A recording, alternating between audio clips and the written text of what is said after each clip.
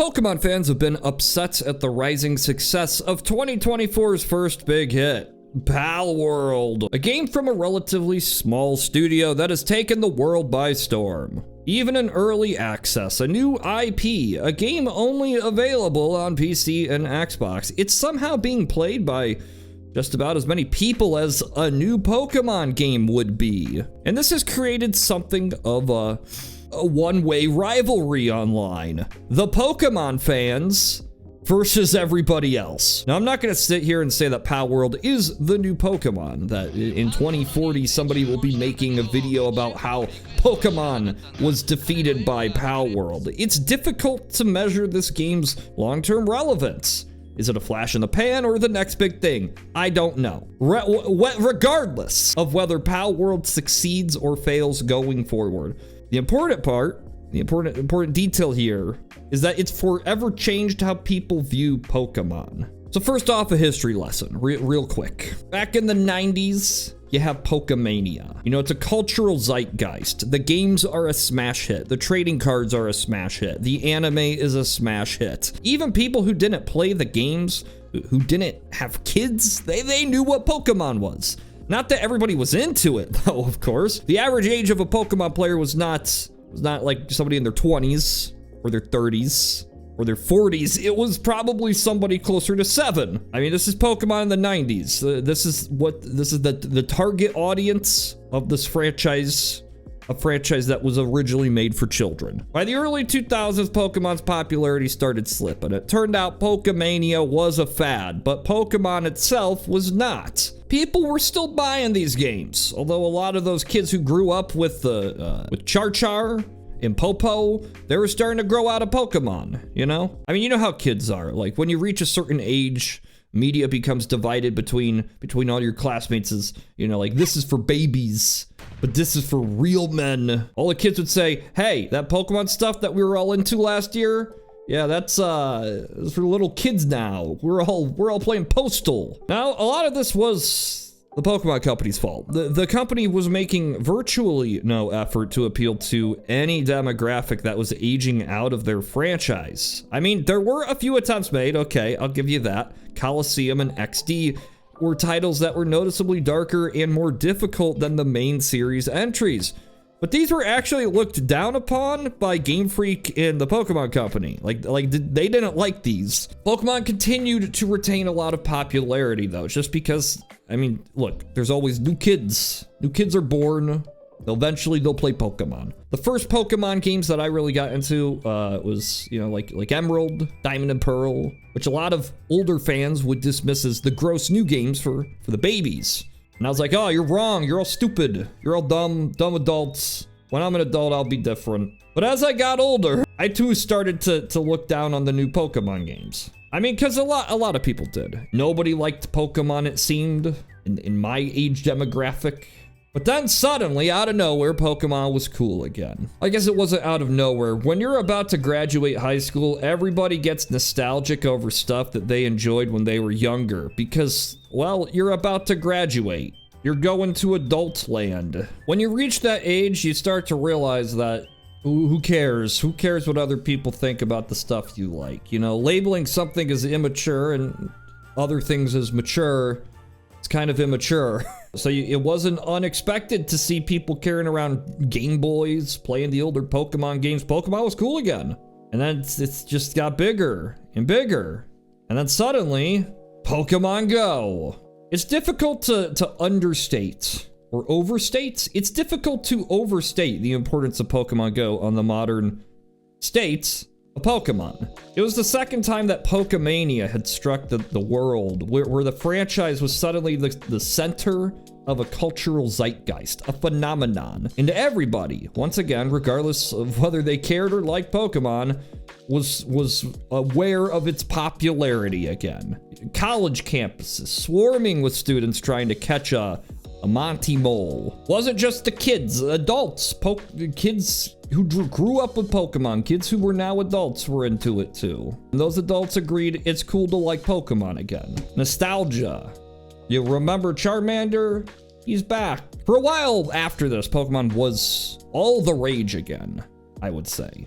in my humble opinion. People I knew that had fallen out of favor with the franchise were suddenly getting back into it, getting hyped to see what new starters were gonna drop for Sword and Shield. But over time, that interest started to fade because Pokemon's lame. No, it's the Pokemon Company squandered just about every chance they had to capitalize on the success of Niantic's global hit. They did not manage to retain that older demographic. Games like Let's Go Pikachu and Eevee felt a bit tone deaf with the influx of older fans. Sword and Shield might have had a ton of hype leading up to its release, but controversies like that National Dex and everything else, it started to remind people why they left the series in the first place. And since then, Pokemon has arguably lost most of its cultural relevance for adults. Cultural relevance that it had regained or gained during the Pokemon Go era. To be fair, there were attempts to appeal to an older demographic. Game Freak tried with Pokemon Legends Arceus, a game that, while it sold rather well, still failed to match the sales of main series entries, and that was overshadowed by the launch of Elden Ring just a few weeks later. After Scarlet and Violet, I can't care anymore. I can't muster the effort to care. I'm done. Probably. Palworld, on the other hand, well, that's cool. That's the cool thing right now, right? It's hip. The game is not successful just because it's a quote meme game, just because it's Pokemon with guns, because it's more than that, you know? Pokemon's an RPG. This is a survival game. Two very different kinds of genres. And it's not just selling so well because people are hungry for more quality Pokemon, and this is the best quality Pokemon you're gonna get. It's actually kind of difficult to figure out why Palworld is doing so well. A lot of the people that I know who are playing Palworld do not care about Pokemon.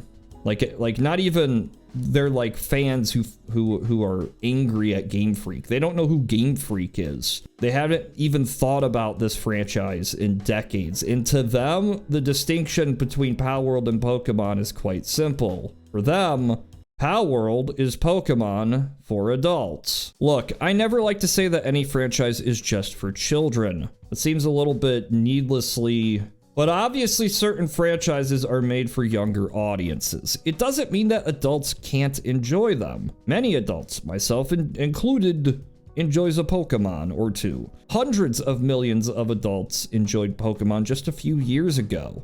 But that does not mean that they are the intended target demographic for the series. Look, there's a reason why in the games you play as a child. There's a reason in the anime's bad. There's a reason that everything in this series is made for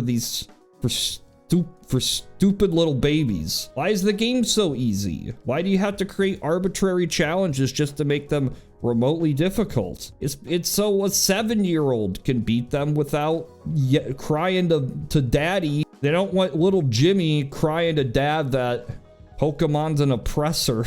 I don't think I'm allowed to say that. Look, this does not mean that the adults can't play Pokemon, but let's just admit the Pokemon Company will always cater towards children because it's good business. It's good business. Most adults can see through the pretty scummy things that the Pokemon does, and they judge them for it. It is the largest entertainment franchise in the world, and a lot of that money comes from merchandising and licensing. Merchandising? I don't think that's a thing. New Pokemon generations release every third Thursday of November, every 3 years like clockwork, whether they're ready or not. Pokemon Scarlet and Violet had an awful, terrible launch and probably is awful and terrible to this day. But we can blame a rushed development cycle or ineptitude. If this were any other franchise, this would be seen as an embarrassing disaster, and sales figures would reflect that. But regardless of quality, Pokemon Scarlet and Violet still sold very, very, very, very, very well. Think about this from the Pokemon's perspective. For every adult like me online complaining that the Pokemon games are not up to par, that this massive franchise should put more time and care into their games, that some originality is needed in these new entries. There's like 100 kids who's gonna just buy the games no matter what. Who's gonna buy both games? Who's gonna buy the DLC? Who's gonna watch the show? Gonna buy the merch? Gonna buy the big plush toy? And they're not gonna complain about bad frame rates or whatever this is supposed to be. Disgusting. These kids will never think about any of this because to them, it's just Pokemon. You know, it's just a new Pokemon game. Go play the Pokemon game. Yay. They don't have a standard. They don't have quality standards because they're stupid kids. Kids don't have brain power. They're just soulless. Kids don't have a good eye for critiquing media. They haven't experienced enough to know what is good and what is bad. Unlike me, I know what's good. Because of this, the sad truth of Palworld versus Pokemon is that there is no Palworld versus Pokemon. The competition might exist in the minds of the terminally online, but for the Pokemon company, they're not looking at this and thinking, oh, we gotta really kick ourselves into gear. We've really gotta try on this next one because we're losing some market share. No, they're just seeing it as, okay, why would you try harder to get the adult demographic that's going to complain more? Just stick with the kids. Just let the kids eat the slop. Palworld's just not competition for Pokemon. It'll probably have a larger cultural impact for adults this year, but it's not going to inspire the Pokemon company to work harder, to give more time to these games to cook in the oven. Probably. Look, I could be wrong. There's a good chance I'm wrong. Maybe this was a wake-up call for the Pokemon company, and it tells them that there's an older audience who would be interested in playing games that are made for them. Maybe they're gonna try. Maybe in a few years, Pokemon will embrace this. I genuinely hope this is the case, but I don't expect it to happen. I do not expect this to happen. The online controversy between Pokemon looking like, I don't know, the pals looking like this whole shit. I don't know, maybe I'm just out of touch with the times, but just shut up. Get off of my lawn, you stupid little pricks. Man, I gotta start writing an ending to these videos.